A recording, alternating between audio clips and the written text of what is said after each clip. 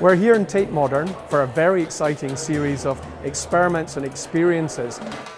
Here we have philosophers, psychologists and neuroscientists collaborating with artists to find ways to explore the way our senses put us in touch with the world around us and with one another. So we have this unique collaboration with Tate Galleries, and what they suggested is to put on some experiments when we can explain our research to the general public and also make it relevant to the domain of art. Or when you look at a painting, there are many more things which are going on in your brain, the way you process the pictures, that you might not be able to articulate or match to verbal descriptions. So it's making people more aware of the complexity of factors that shape their experiences. We're a group of artists that are based in Paris. Essentially, it's myself, Anne Cleary and Dennis Connolly. So we have two exhibits here today. One is called the Equiluminance helmets, and these are exploring motion perception at a condition called equiluminance. And we developed these with Professor Patrick Kavanagh from the University Paris-Descartes in Paris. And then we have a second exhibit, a series of helmets that transform your vision in different ways. They're inspired by notions of perceptual adaptation, but also animal vision. So you can try, for example, the chameleon, which allows you to see back and front at the same time, or the horse helmet, which gives you vision on both sides, or the hammerhead shark. We're always trying to put the spectator at the center of the experience. So when somebody wears them, they're looking at the world differently, but people are also looking at them. They become a living exhibit. We're really trying to go much further with the notion of how we look at art, why we look at art, what are we, in relationship to all of these things. We're doing a couple of experiments to try and understand how people become aware of themselves. So of course, we all recognize ourselves in the morning when we stand in front of the mirror, but this is not a real image. It's mirror reversed. So we try to expose the people to what is the real version of themselves, to see how other people actually see them. And then we try to see whether this kind of experience changes the way people process information in relation to other people.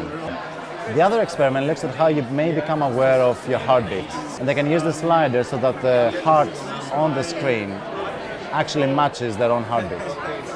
We do know from a lot of studies that the quality of people's internal awareness, so how good they are in reading out internal states of the body, sort of predicts how good they are in recognizing their own emotions, but also emotions in other people.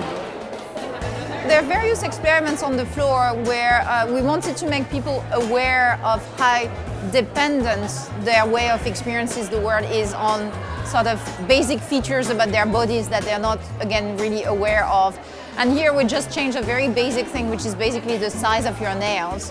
Another way of looking at these experiments would be to think that we are giving you artificial whiskers.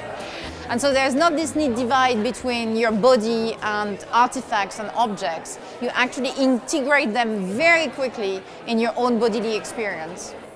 So our experiment is about smell and how people can detect perfumes and associate perfumes to other aspects of their life. Okay, so we have 4 perfumes that have been produced for us by a perfumist here in London. So the sender is given 4 different perfumes. He has to smell those 4 perfumes and associate one face to each perfume. And then you give your table to the receiver. Okay? The receiver has the same 4 perfumes, but in a different order. They are shuffled. Okay? And what the receiver has to do is to reconstruct the match. The task is that the receiver has to understand what the sender wanted to tell him and reconstruct this match.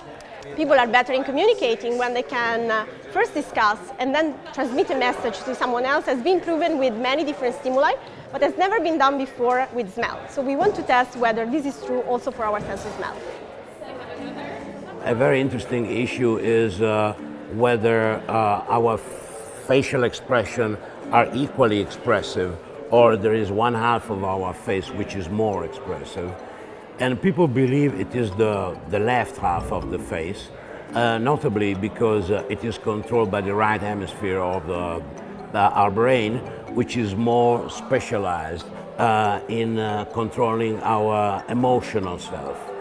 So the interest in our experiment to see to which extent flipping the images affect the way the images are perceived, and even more interesting, the way people explore them with their eyes.